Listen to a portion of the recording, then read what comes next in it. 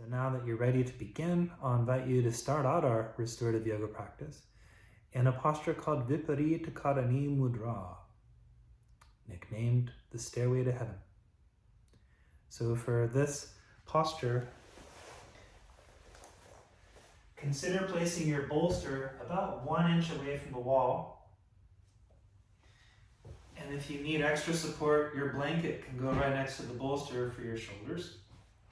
Sit upon the edge of the bolster with your tailbone touching the wall. And then bring your shoulder onto the blanket so you can roll over onto your back and end up in the middle of your bolster.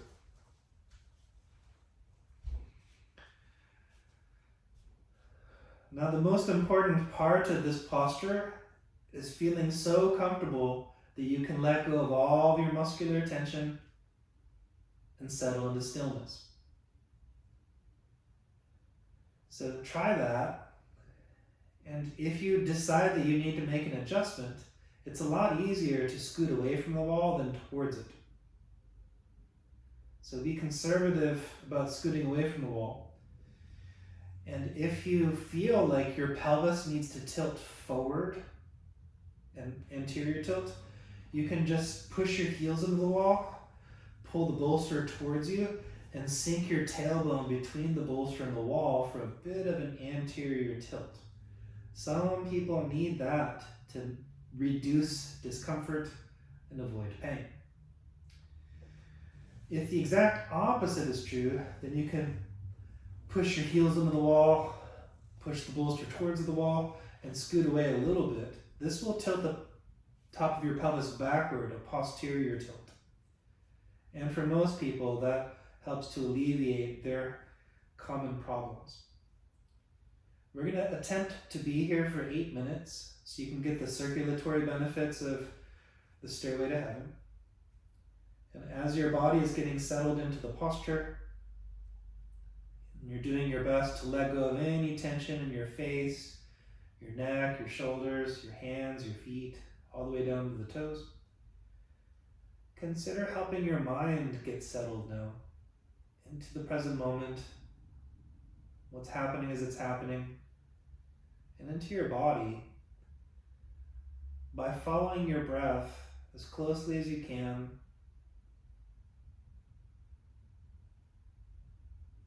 Try not to rush your exhales or push them, but let them be longer and softer. And see if you can let your inhales be as long as they need to be so they can be as complete and as enjoyable as the exhales.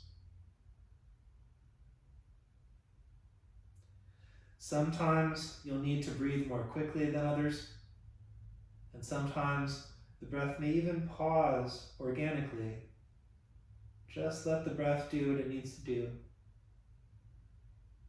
And to help settle the mind so it becomes less wavy and distorted, more clear, calm, and transparent, allow your exhales to last so long that there's an unforced pause before the inhale begins.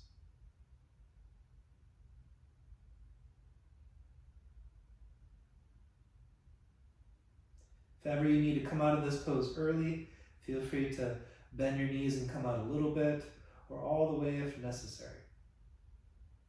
Otherwise, you can expect your feet to start tingling at some point.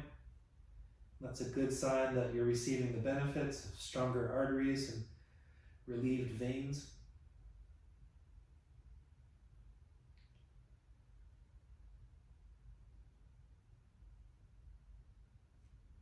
And at this point,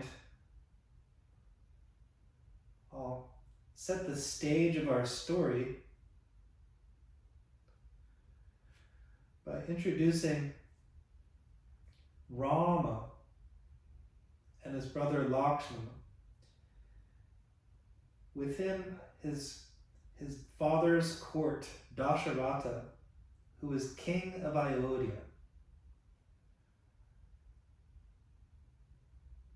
Dasharatha had 3 wives and 4 sons, Rama being the oldest. In his court, he had the sage Vashishta of Vasishtasana fame to advise him. On one fateful day, the very austere and infamous warrior Vishwamitra came into the court. He was very concerned and asked for an audience with Dasharatha. If you don't know who sage Vishwamitra is, he's the one who composed the Gayatri mantra. He expressed to the king that he needed specifically his son Rama to help defeat a demon called Tartaka in the forest.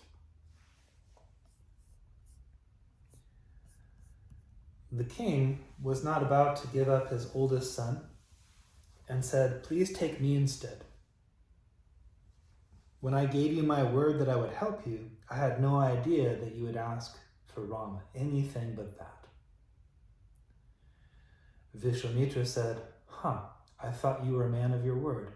I guess I was wrong," and started to walk out.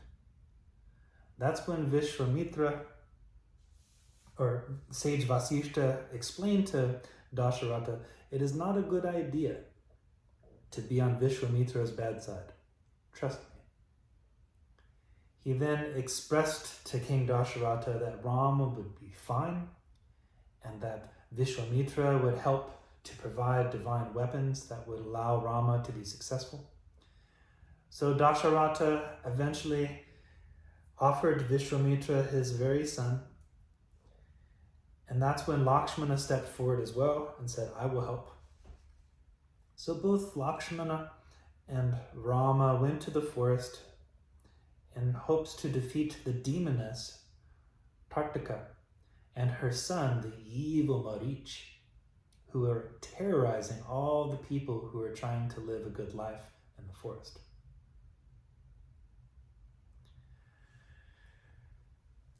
Upon arrival, Vishwamitra expressed to both Rama and Lakshmana that you cannot defeat a demon with mere weapons. Your weapons will only make things worse. In order to defeat them, you must use this mantra. He shared the mantra with both Rama and Lakshmana, and not a moment too soon. Just as they learned the mantra, or were learning the mantra, the evil demoness Tartaka appeared. And she said, "Who is singing that horrible sound? You must stop immediately." That's when Rama pulled back his bow, took an arrow from his quiver, and launched an arrow right into the heart of Tartaka. As it landed on her chest, she plucked it out as though it were no more than a toothpick and flicked it right back at Rama, picked up a tree and nearly killed his brother Lakshmana. This was when Ram picked out another arrow and was about to pull it back, and Vishwamitra in the background said, "Ram, use the mantra!" It was at that moment that Rama closed his eyes, went into deep meditation, recited the mantra, and let the arrow go. This time it went right into her third eye and had a very transformative effect. The evil demoness Tartaka quickly turned into light, and what at first appeared as a harmless demon was a person who had lost their way and had needed just a little bit of help finding themselves. After the demoness was defeated, they then were visited by her son, the evil Marich.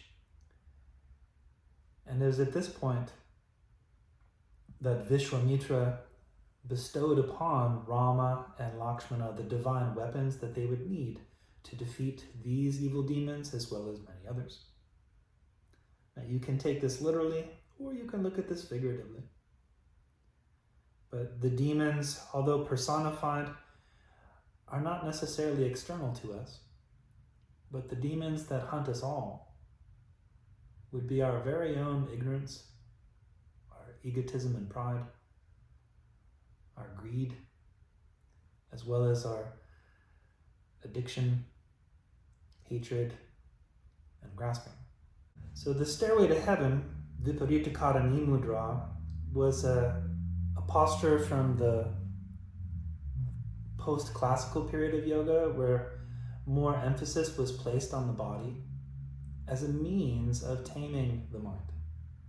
Yoga, classically defined, yoga chitta vritti nirodha, is the nirodhing, or the cessation of afflicted mental activities. Very similar definition to nirvana in Buddhism. And the way that one goes about this transformation is through meditation. It is possible for us to observe the very demons that we tend to project onto other people and externalize within ourselves. And instead of trying to fight them with weapons, instead we can use our resolution, a mantra, to transform the path of our ignorance away from being more ignorant to instead being humble, and to learning from our mistakes so we don't have to repeat them. We can transform the path of our pride, our egotism, towards being less selfish. It's possible for us to feel the craving for greed and instead transform it into generosity, selflessness. It's even possible for us to feel the thirst for anger and vengeance and hatred and transform it into patience, compassion. So this is the theme that we will see throughout the Ramayana. And the purpose of this posture, Viparita Karani Mudra, is to turn your body upside down so that you can have the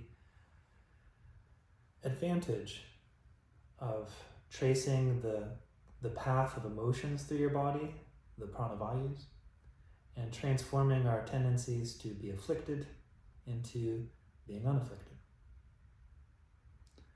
You're welcome to remain here for more than 8 minutes.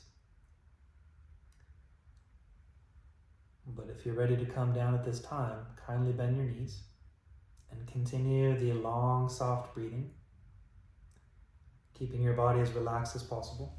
Roll over to one side, and we'll meet up in a counter pose called the Sphinx.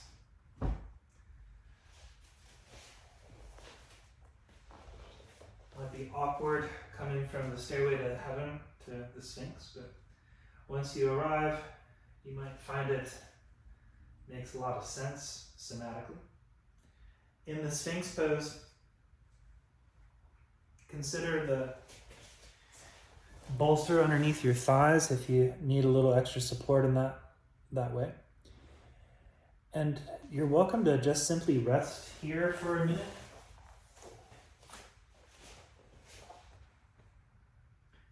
But I'll also offer you a technique that can help anyone with chronic lower back pain to not only manage the pain and potentially help your body heal so it's no longer an issue, but it could also be seen as lower back pain prevention. So feel free to just relax or participate in 3 sets of Cobra push-ups. During the Cobra push-ups, try not to engage any muscles. Instead, without clenching your glutes or your jaw, just come up and down 10 times. Don't come up too high either. And keep your attention inside of your body so you can remain unclenched. After the 10th Cobra push-up, come back to the Sphinx and rest for a breath or 2.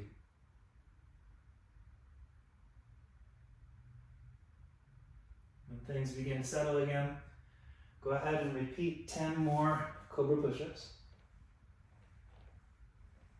You're going to want to clench your glutes. See if you can feel that tendency and override it. Keep them unclenched. After the 10th round, return to the Sphinx. Little backstory about this. I learned this from a physical therapist. And he was explaining to me that something like crazy, like 70% of people's lower back pain can be solved through this particular intervention. So one more round, 10 cobra push-ups. Your arms are probably getting very tired, so that's one of the byproducts of this particular movement, is it strengthens your upper body too. And then when you finally complete the 10th round, try to let things settle. And find your strap. The next posture is called the five-toed sleeping sloth.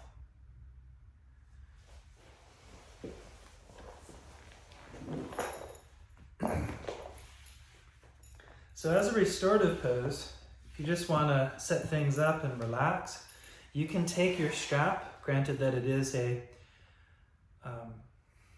official strap, take the non-metal end, put it through both of the rings, then take it back over the first one and under the second one and pull it tight. This closed loop can be wrapped around your upper back, the shoulders, and the left foot, be it the toe side of the foot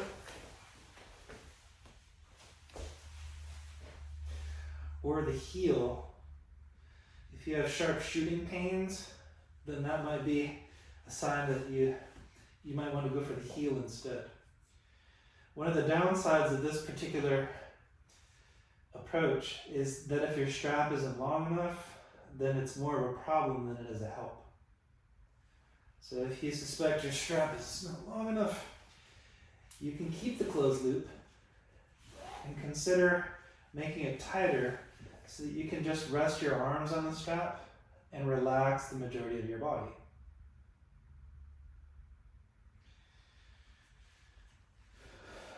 Another approach is to wrap the strap around the foot, ideally the toe side, and then wrap your hands around the strap once so the weight of your arms can do the work and you have a little bit more freedom about the stretch in your leg.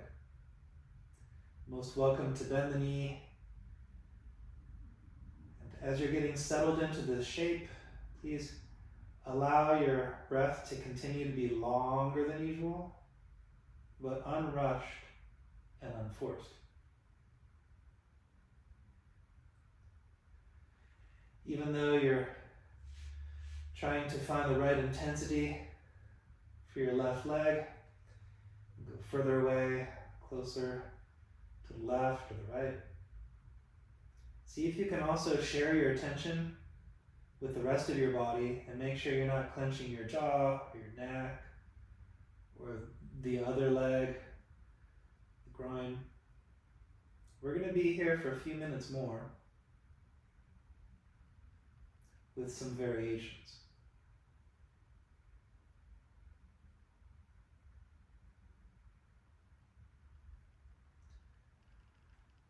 On the way back from defeating the evil demoness Tartika, Vishwamitra asked Rama if he wouldn't mind stopping to visit a friend of his, King Janaka.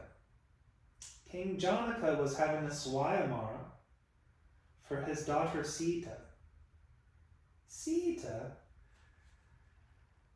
a daughter that he adopted,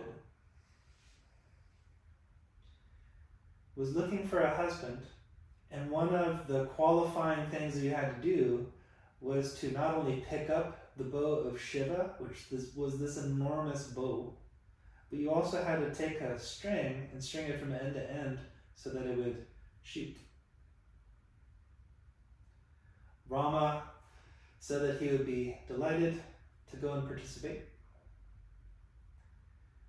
So they went to King Janaka's court, where the bow was there for anyone to pick up, And prince after king after prince were just going and not even able to lift it, much less string it. Even Ravana from Lanka made an attempt but couldn't even lift the bow. All the people in attendance were thinking that this was a big joke until Rama was finally chosen to go, and he picked up the bow like it was nothing, strung it, and then pulled back an arrow and shot a bullseye. Now feel free to remain here in the middle and continue to release tension from your whole body. But if you wish, you can bring your left leg to the left a little bit and just explore what subtle sensations arise. Not trying to look a certain way here, but just feel your way out. It might be helpful if both hands are in the strap to hand the strap exclusively to your left hand so the right hand can relax for a little while. If you want to bring your leg out to the side, the bolster can actually be a nice support. If you put the bolster close enough to your thigh, you can just kind of rest there. If you turn your head to the right, it looks like the triangle pose. The fallen triangle.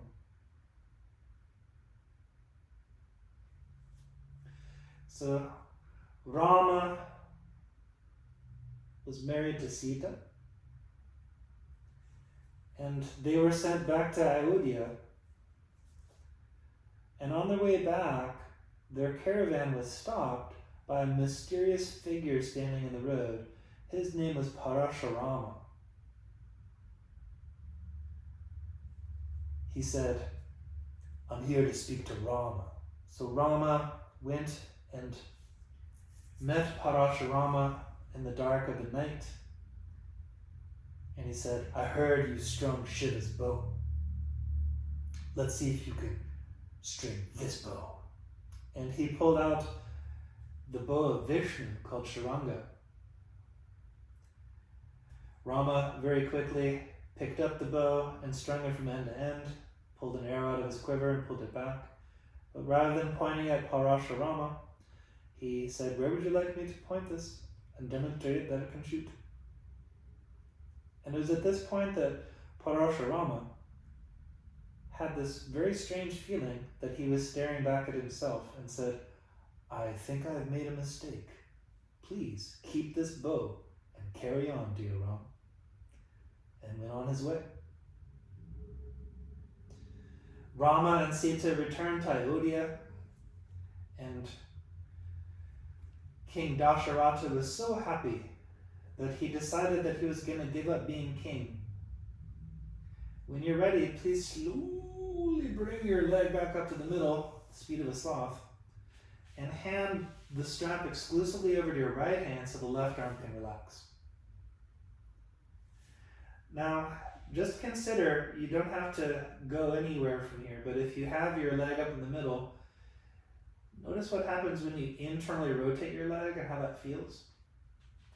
Notice what happens if you were to invert your foot, how that feels.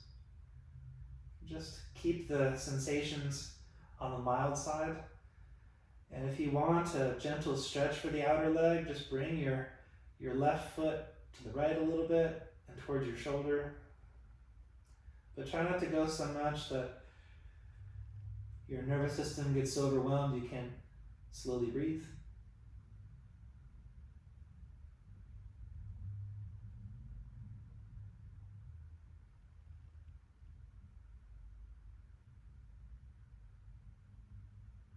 At some point, I'll ask you to rest your body in Shavasana. You can decide when that is, but try to move into it at sloth speed so your foot doesn't make a sound when it reaches the ground.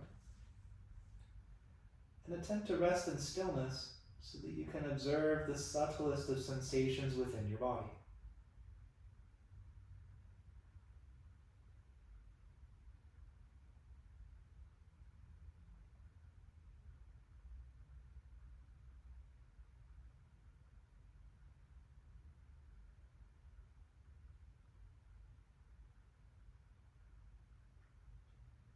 In between sides, consider placing your feet flat on the ground, your knees bent, and Let your knees move from side to side in the windshield wiper, but slowly, sloth speed.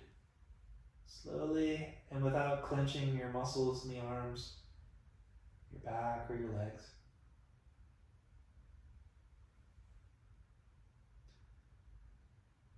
The benefit of moving very slowly without clenching is that it can enhance your somatic awareness, your ability to map out what's happening in your body. So if you do have chronic pains that you're attempting to alleviate, this will allow you to better understand what's happening in your body as it's happening, so that you can figure out what makes the pain worse and stop doing that, what helps it feel better. The gentle movement helps to improve the release of synovial fluid in the joints, which can help the joints purge stale energy and get fresh energy in. So when you're ready for round 2 of the 5-toed sleeping sloth, kindly wrap the strap around the right foot. The toe side is preferred, so you get a gentle lengthening of the plantar fascia. The heel side might be required.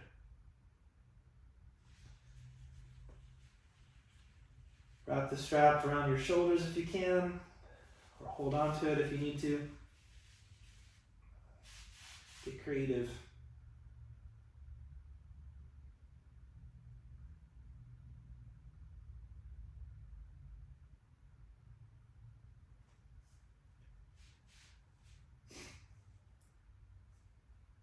After Ram and Sita's marriage, King Dasharatha sent his second-born son, Bharata, on an expedition.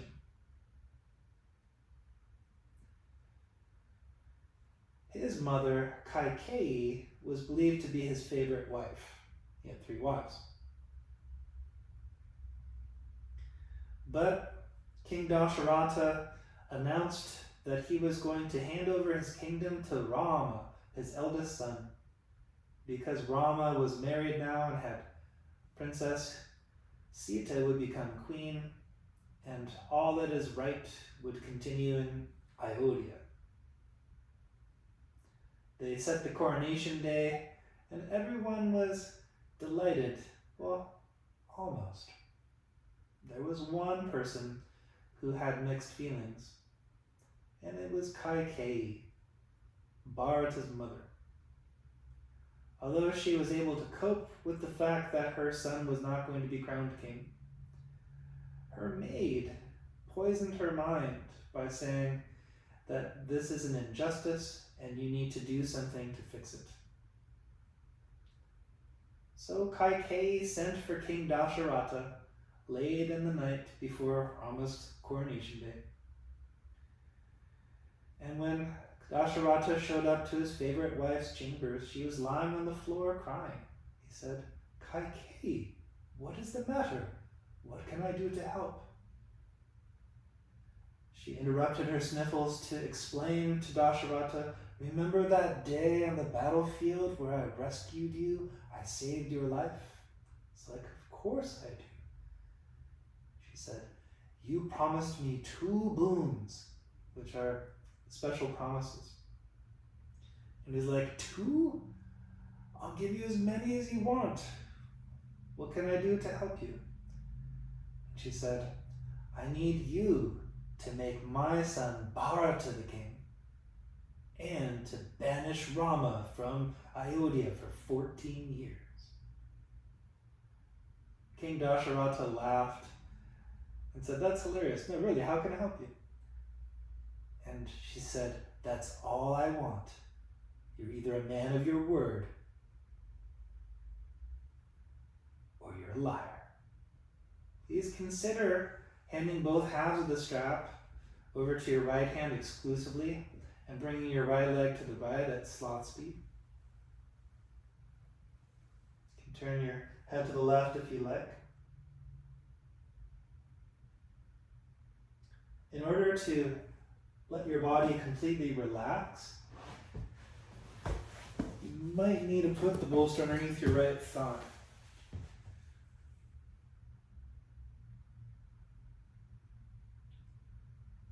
Furthermore, with the help of your unrushed exhales being longer until there's an unforced pause, you can send wave after wave of relaxation to your arms, your legs, your face, your torso, in a continuous flow, but it may still take a little while for all the layers of tension to let go. So please be patient with your body.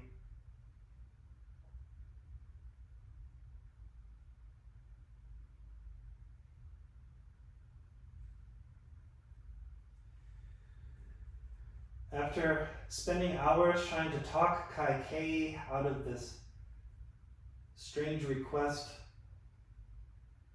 he was unsuccessful, and he finally sent for Rama to come to Kaikeyi's chambers. So early in the morning of Rama's coronation day, he showed up at his father's request to Kaikeyi's chambers, and King Dasharatha said, "Ram, I'm so sorry, but your stepmother Kaikeyi has requested that Bharata become king and you be banished from Ayodhya for 14 years. And that was when Rama took a deep breath and he said, Bharata will make an excellent king. I will leave as soon as possible.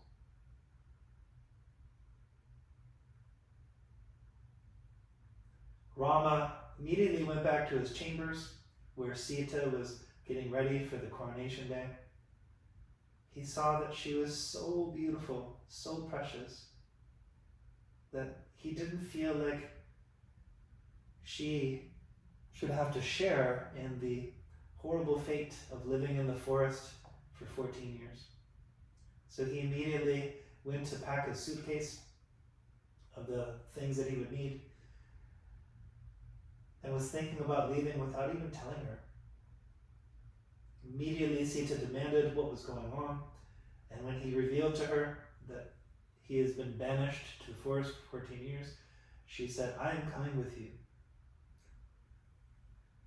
As you're ready, at the sloth speed, try to slowly lift the right leg and hand both straps over to your left hand so your right hand can relax. And then if your leg is up in the middle, your pelvis can kind of settle onto the mat. And you might be able to lean to the right or the left for nuance. But try internally rotating your leg a little. Inverting the foot so your pinky toe is higher than the big toe. And gently moving your internally rotated and inverted foot over to the left a little bit is all you need.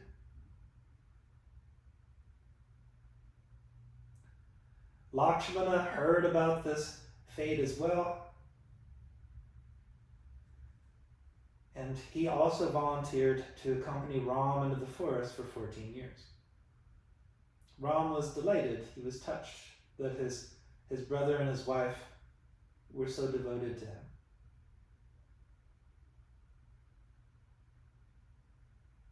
As they set off for the forest, many of the people of Ayodhya demanded that he stay and fight for the throne. And this was when Ram addressed all the people and said, Bharata is your king now. Please support him. He will make an excellent king. No one could be any worthier. Please do this if you can. And then he, his wife, and his brother went off to find shelter at the sage Vasishta's ashram. When you're ready, once again, release your right leg at sloth speed and attempt to rest in stillness in Shavasana.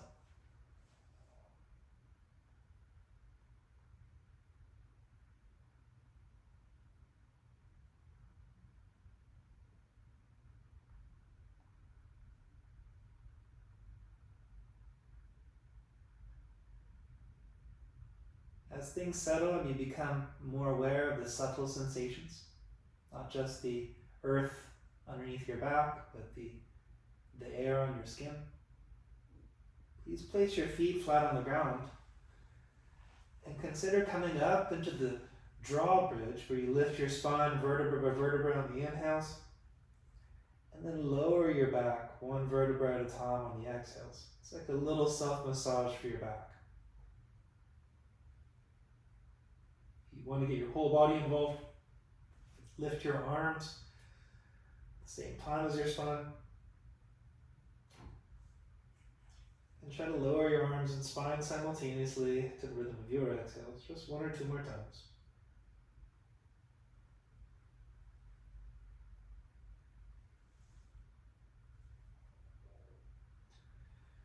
There were many adventures for Rama and Sita and Lakshmana in the forest. But 10 years had gone by, and they were getting accustomed to being renunciates. For our next our next restorative pose, please roll over to one side and use your upper arm to help lift your body. And then you're going to place your bolster at one end of your mat, and the blanket most likely will go at the base of your bolster. So if you only have one blanket to work with, you might choose instead to put the blanket at the top of the bolster for your neck. So if you have a need for extra support, maybe a second blanket is available. If not, this one might need to be there. For the sleeping butterfly, the blocks can serve as a landing pad for your legs. And maybe that angle isn't the best. Let's see if I can get you a better angle there. Yep. Here, all that needs to be on the bolster is your upper back and your head. So the rib cage and your head is supported by the bolster, but your lower back is free on the other side of it. If that is the problem and you do need more support underneath your lower back, scooch towards the bolster and experiment if that feels better. So you can move away or towards as needed. And the blocks have 3 settings. There's low, there's medium, there's high. And on the medium setting, if you turn the blocks on the side like this, the more surface contact they have with your body, the more comfortable it's going to be for you. Now, what we're looking for here is not an intense stretch in your inner thighs, but rather just an opening that you can completely relax into for the next 8 minutes. Let your arms rest on either side about 45 degrees. Feel free to tuck one shoulder blade at a time towards the middle, underneath your back, and let the palms face up.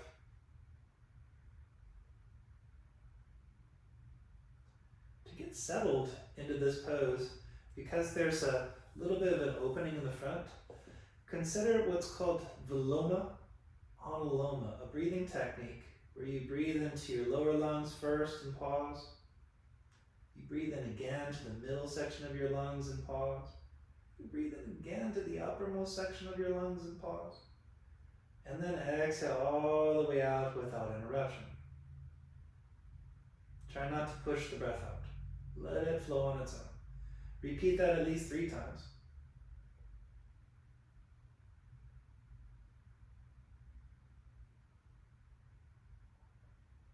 Viloma means walking uphill, and Anuloma means going with the flow. Try that at least 3 times to get a taste for what the technique has to offer.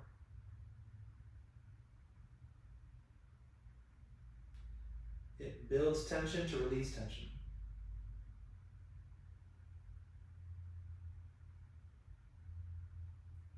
And if you want to go back to normal breathing, you can do so at any time. If you leg it though, try it 10 times in a row, and that would be like a full serving.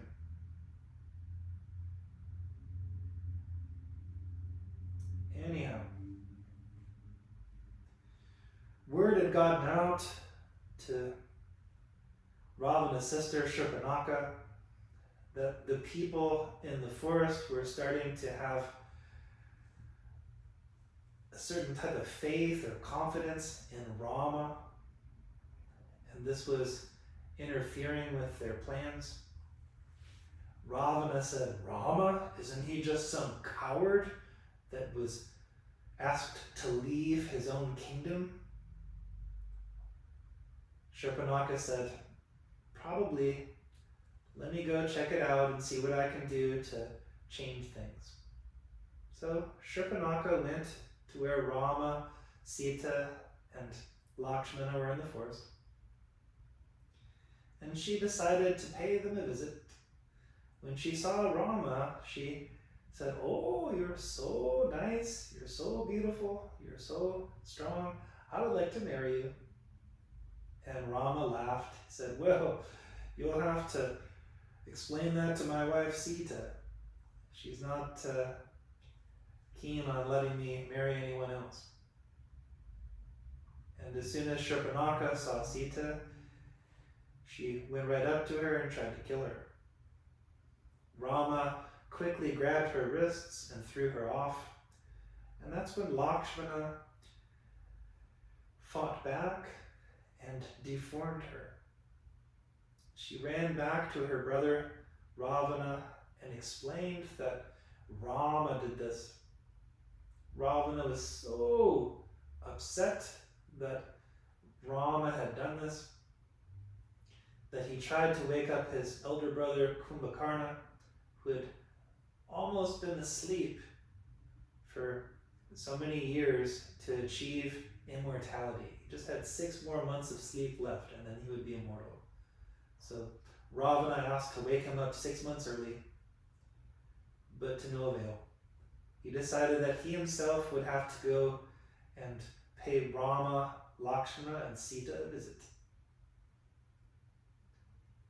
Shurpanakha described to Ravana that Rama's wife Sita was very beautiful, so much so that Ravana thought he might want to make her one of his wives. So Ravana was able to take a few of his demons with him and had one of them dress up as a golden deer. So the golden deer attracted Rama's attention, and Rama told Lakshmana to watch after Sita. He was going to go hunt the golden deer. So he grabbed Vishnu's bow Sharanga and was off. Lakshmana didn't even know where Sita was. Sita was down by the river washing clothes. So Lakshmana went to Sita and informed her that Rama had gone off on a hunt, and he offered to help Sita fold the laundry. And it was at this time that they heard a huge cry throughout the forest. "Oh no!" It was clearly Rama's voice. So Sita began running in the direction of the voice after her husband Rama, and Lakshmana ran as well and finally was able to stop her and said, "You go back to the tent, I will go look after this." Sita explained to Lakshmana that she would probably not be safe all alone. So Lakshmana accompanied her back to the tent, and he spread a sacred ash circle around the tent, a circle of protection, so that Sita would be safe. Then he ran off in the direction of the screen. And at this time, as Sita was folding the laundry inside of her sacred circle, a Brahmin happened to ask for alms. He came up and said, "Do you have anything to spare for a sage?" And she said, "Please come back in a couple hours when my husband Rama and his brother Lakshmana have come back." And he said, "Oh, I will only be here for a few minutes. I'll spare anything that you could give." So Sita decided to grab a head of lettuce and went to the very edge of the circle of protection that Lakshmana had drawn with the sacred ash. And as she extended the head of lettuce to the Brahmin, Brahman immediately grabbed her arms and pulled her outside of the circle of protection, right to his chest. Turns out that the Brahman was none other than Ravana himself. And just as he felt like he had finally secured his new wife, immediately he felt a great discomfort between his legs as she had lifted her knee really hard. Writhing on the ground, the other demons that he had brought with him took some time, but eventually subdued Sita. And they were off to Lanka. When Rama and Lakshmana returned, Sita was nowhere to be found. All they found was a head of lettuce that had fallen into the sacred ashes.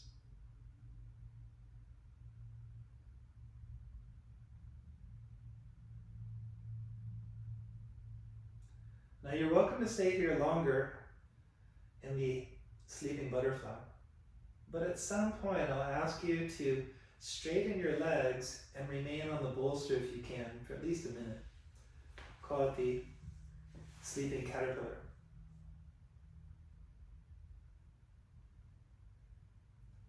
With the help of your conscious, gentle breathing and awareness of subtle sensation in your body, try to notice any tension that might be hiding in your face, your neck, the arms, the palms, the fingers, torso, the back, pelvis, legs, all the way down to the soles of your feet and the toes.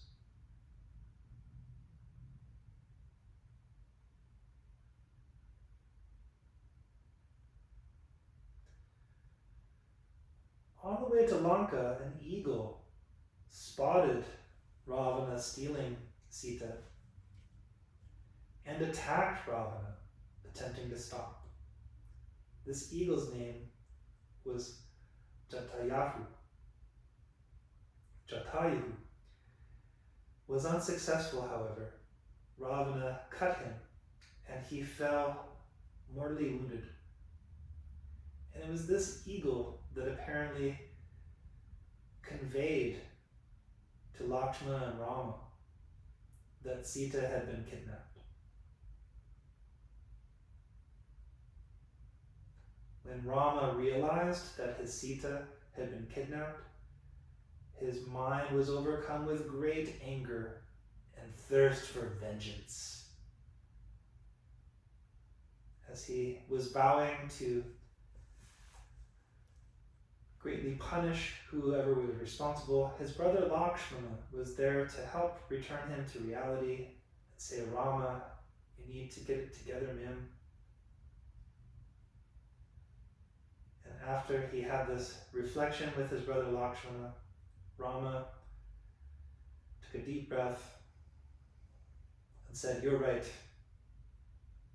We need to right this wrong without making another wrong in the process. When you're ready to come up off of the bolster, please consider using your abdominal muscles to lift up, or just rolling over to one side again using your upper arm as a little extra support. When you arrive in the upright position, consider placing your feet flat on the ground again and your hands behind you so that you can do the windshield wiper from this angle.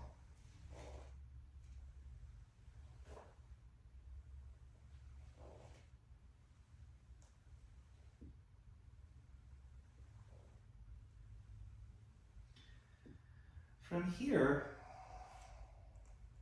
consider letting your knees come over to the right in what's called the Shree twist.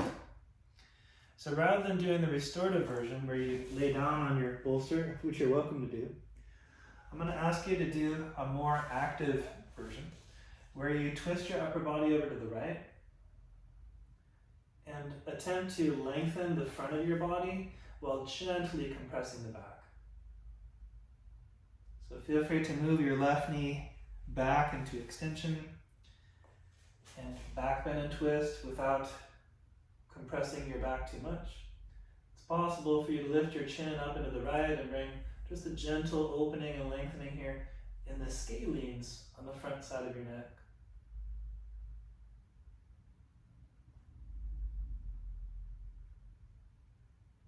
And then please do the same thing to the other side. Shree twist to the left.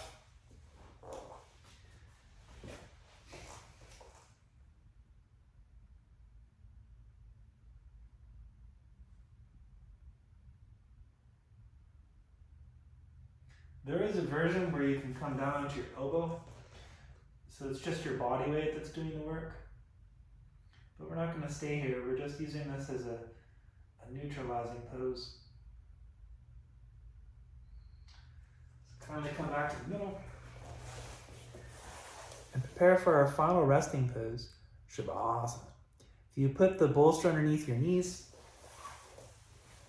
this can help your lower back tremendously.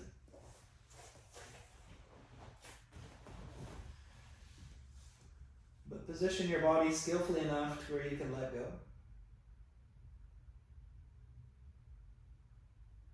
Give yourself a minute to arrive and make any adjustments required.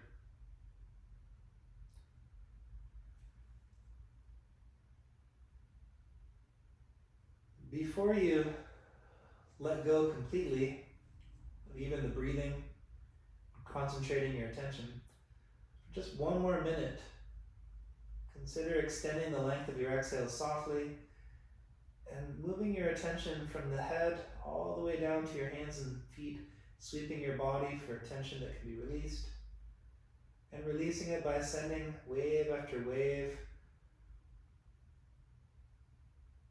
calmness, relaxation.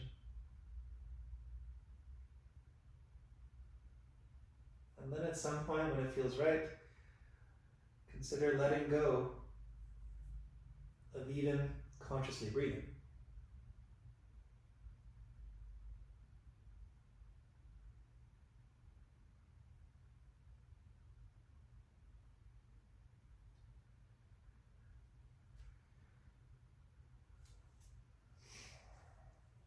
Rama and Lakshmana heard that in order for them to find the person responsible, that they would need to seek out a king named Sugriva. As they were heading south, it just so happened that they crossed paths with this Sasquatch-looking person who had a long tail, who introduced himself as Hanuman.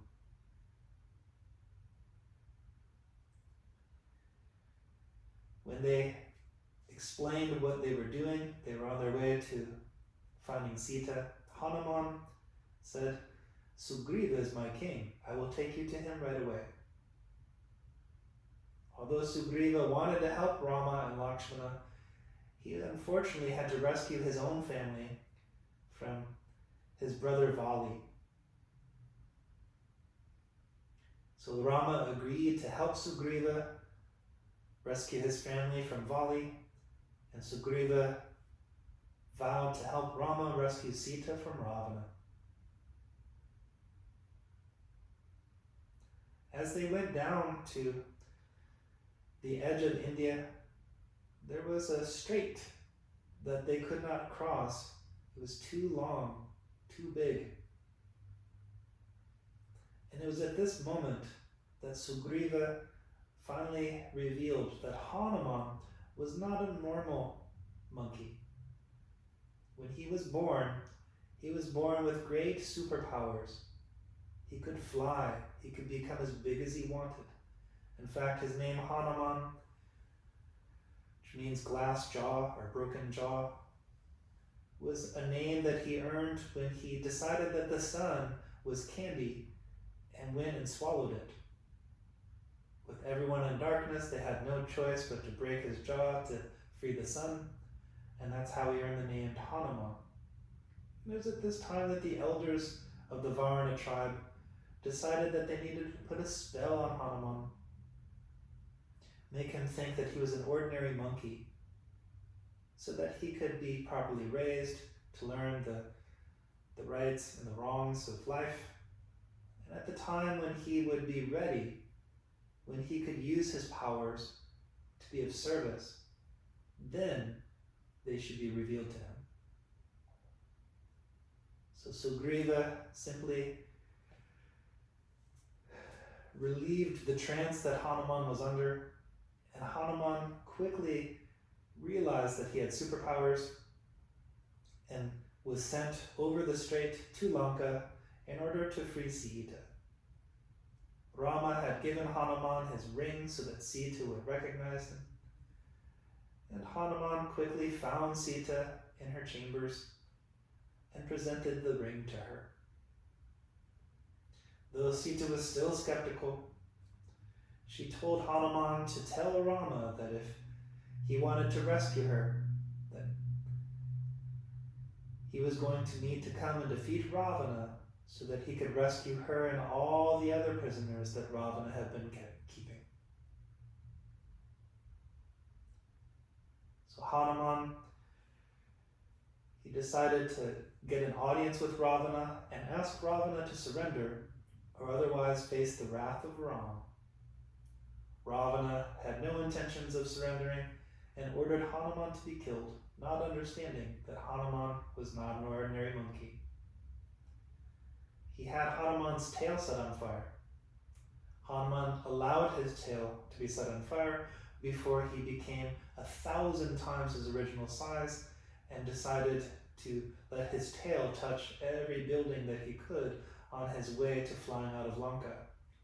He quickly dipped his tail in the water, and nearly all of Lanka had started to burn. Eventually, Rama and Hanuman and Lakshmana were able to find a way to build a bridge to get over to Lanka to rescue Sita. And at the moment that Rama came face to face with Ravana, Rama couldn't help but feel the anger, feel the rage, feel the thirst for vengeance. He drew out his divine weapon and he cut off Ravana's head. But 2 more grew back in its place. So he cut off the 2 heads, 4 more came back. He cut off the 4 heads, 8 more came back. He realized that this was not going to work. And in the back of his mind, he could hear Vishwamitra say, "Ram, use the mantra!" Ram very quickly used the mantra, Om, and released his discus, thus defeating Ravana immediately.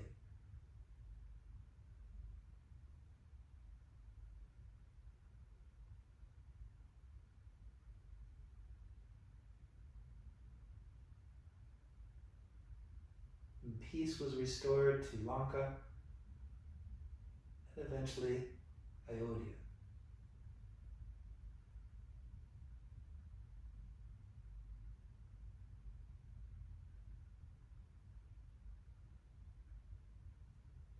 Bring your attention back to the shape of your body and to the movement of the breath, however it happens to be.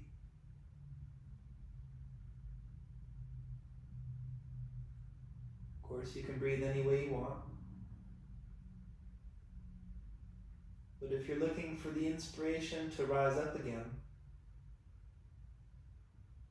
to stand up to the challenges that you're currently working with, then consider allowing your inhales to be a little bit longer without rushing them. Maybe moving your fingertips over your thumbs. Eventually, maybe stretching your arms over your head.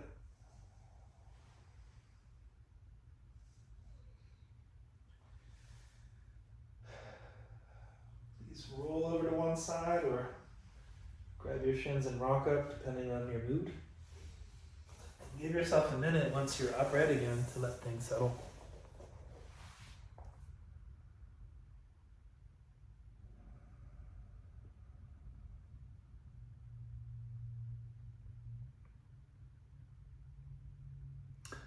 I realize I've gone 3 minutes over, and I'm so sorry. But that happened. I could have gone for another hour telling that story, but I had to get her done. So the takeaway is that each one of us have within us great power that we might not necessarily be aware of. There's a phrase that you can take from tonight, that your reach is always further than your grasp. Sometimes we don't understand the extent of the power that we wield. And although Rama's character was the hero with 1,000 faces who always did the right thing, even he too had to confront his own demons. So please continue to fight the good fight against the kleshas, the afflictions within our mind, and know that you can transform them into their counterpart with the practice of yoga. I thank you so much for taking this time to share your practice with me. May you be successful. And may you not give up despite the challenges. Namaste.